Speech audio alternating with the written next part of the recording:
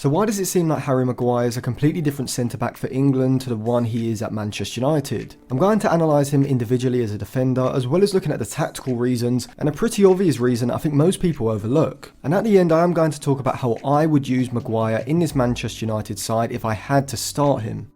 But before I go any further, let me tell you about the sponsor of today's video, Private Internet Access. Private Internet Access hides your IP address and encrypts your internet connection. It works with all major streaming services, including BBC iPlayer and ITV, from wherever you are in the world. I'm currently in Spain and so I cannot watch those channels. However, with Private Internet Access, I can with the click of a button, setting my location to the UK, from where I can then watch the World Cup matches completely for free with perfect quality.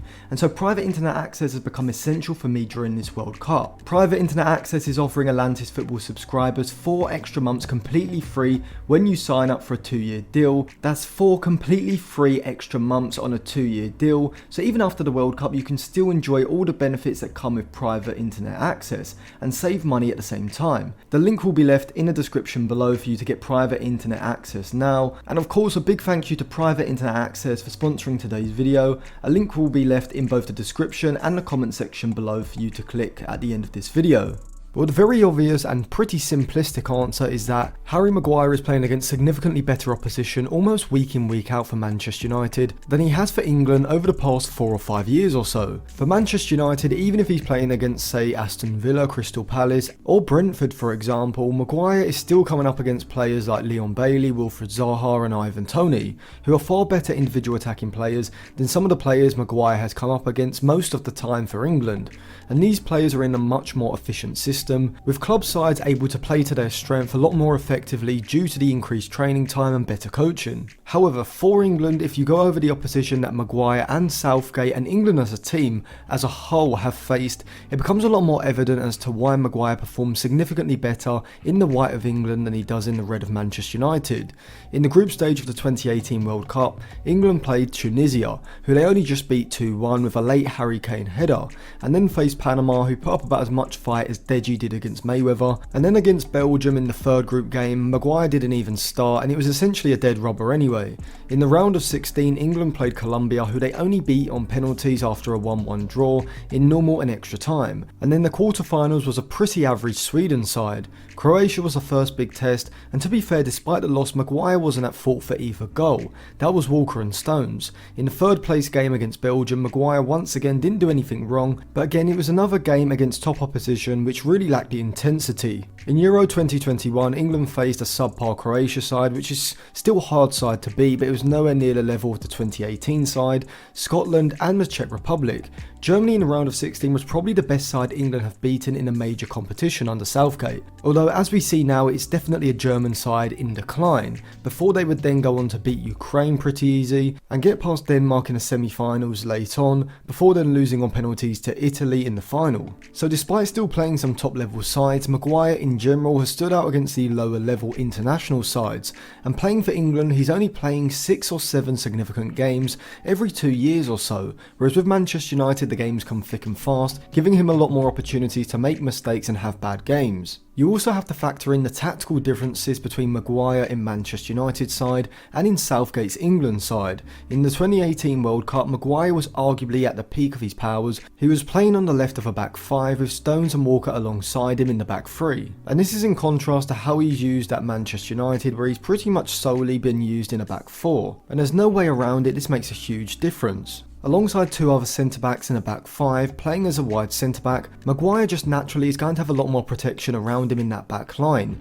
meaning that he has to cover less space, and so his positioning doesn't have to be as spot on as it does when he's playing in a back 4, where he has one less defender around him to close off the excess space. Now, unlike a lot of Manchester United fans on the internet, I don't think that Harry Maguire is completely useless, despite me also not thinking he's a world-class centre-back in disguise. I think on social media you are either shit or sensational, there's no nuance. I don't see Maguire being ever good enough for Manchester United under any circumstance, even if Ten Hag did go with a back 3 or a back 5. There just are better defenders in the squad and better defenders on the market. Maguire, however, does excel in certain areas, even at the highest level. Whilst I don't think he's fantastic at moving the ball forward quickly under pressure in his own defensive third, in the middle third when his side do have control possession, he's very good at being able to break the lines of the opposition system with incisive passes, as he did for England's first goal against Iran by playing playing a midfield splitting pass into Mason Mount between the lines, which led up to Jude Bellingham's headed opener. Along with his incisive passing and occasional long switches of play, Maguire is also an excellent carrier of the ball. When he has the ball to feet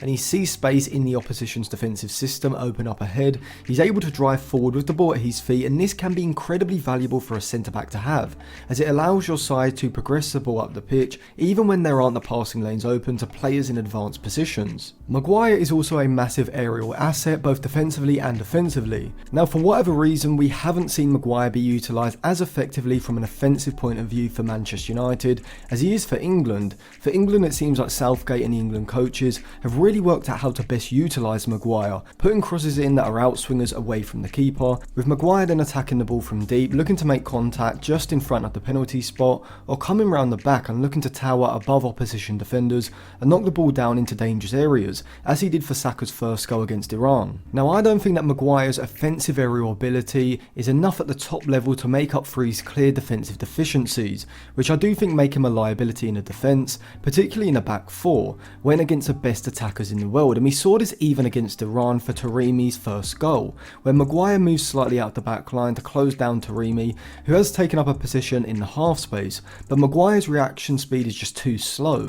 Taremi is able to break in behind him, which leads to his shot that flies past Pickford in the England goal. Now, I will admit that he was impressive against Wales and the US to an extent, but we did see against Senegal when pacey attackers like Ismail Assar break in behind him, his lack of acceleration and pace becomes a serious issue. And for me, that is the fundamental problem. Maguire can be very good, not top level, but still a Premier League top 6, maybe even top 4 centre-back, but only if the system is built around him to protect his weaknesses. And at the top level, you can't afford to have to build a team around a centre-back. The managers at the top level of the game at the moment, Pep, Arteta, Xavi and Ten Hag, and even the more veteran managers like Ancelotti and Spalletti, are now all using high defensive lines to make their presses a lot more compact, and Maguire with big spaces in behind him is not the centre-back you want in those positions. But for the sake of argument, if I had to try to shoehorn Maguire into Ten Hag's starting Manchester United side, how would I go about doing it? Well, before I get into that, a quick reminder to subscribe to the channel and click the bell so you do get notified when my videos come out, and I'll leave some of my other videos linked in the description below, like why I think Manchester United should be trying to sign Mbappe, my analysis of how Marcus Rashford can become world class, and I do have a video that should be out on Casemiro,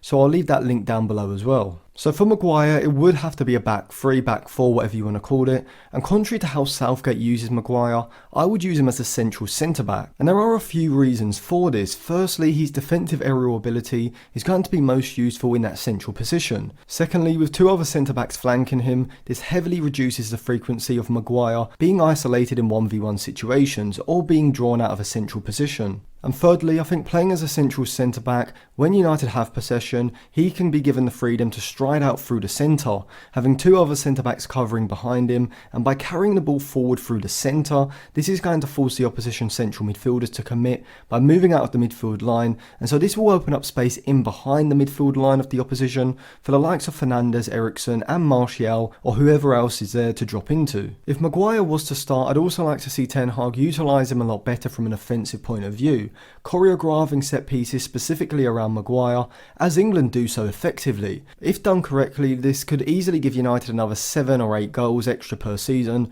directly from Maguire headed goals, as well as from knockdowns inside of the box. But even then, looking at it in the most optimistic way, I just don't see a long-term future for Maguire at Old Trafford, and it isn't just because of his lack of pace, as I think his overall defensive ability is found wanting in too many situations. Because after all, pace isn't the be-all and end-all. We've seen players like John Terry under Mourinho from around 2013 to 2015 thrive in a system that didn't expose his pace. Even Chiellini and Bonucci have been very successful in the modern era, with the likes of Thiago Silva, Gerard Piqué and Mats Hummels also defenders that aren't blessed with great pace, who have excelled not just in the modern era but also in modern systems as well, so it definitely can be done. But Maguire doesn't have the defensive awareness, positioning, defensive technique or the leadership to really excel like the other examples did, and so even though he performs well for England, I don't see it being able to translate to Manchester United, or even for England consistently against top level opposition. So thank you for watching, put your thoughts on Harry Maguire in the comment section below,